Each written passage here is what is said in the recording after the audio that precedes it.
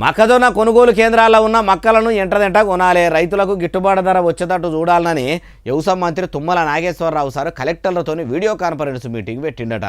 మొక్కజొన్న రైతుల బాధలు వాపేందుకే ఆ మీటింగ్ ఏర్పాటు చేసిండ. అన్ని ముచ్చట్లు మనం కూడా తెలుసుకుందాం పాండ్రి, మీటింగ్లో పాల్గొనాలే కదా.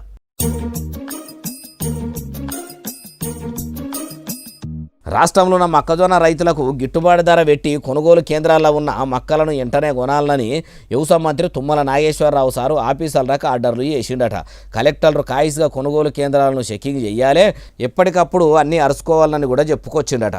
అయ్యా వ్యవసాయ మంత్రి తుమ్మల నాగేశ్వరరావు సారు ఒదికు అన్నదాతలు మొక్కజొన్నలు అమ్మేదందుకు నానా తంటాలు పడుతుర్రు. నాగర్ కర్నూలు జిల్లా బిజినపల్లి తెలకపల్లిల రైతులు 10 దినాల సంధి జ్వర సంచుల కోసం పడిగాపులుగా వస్తుర్రట.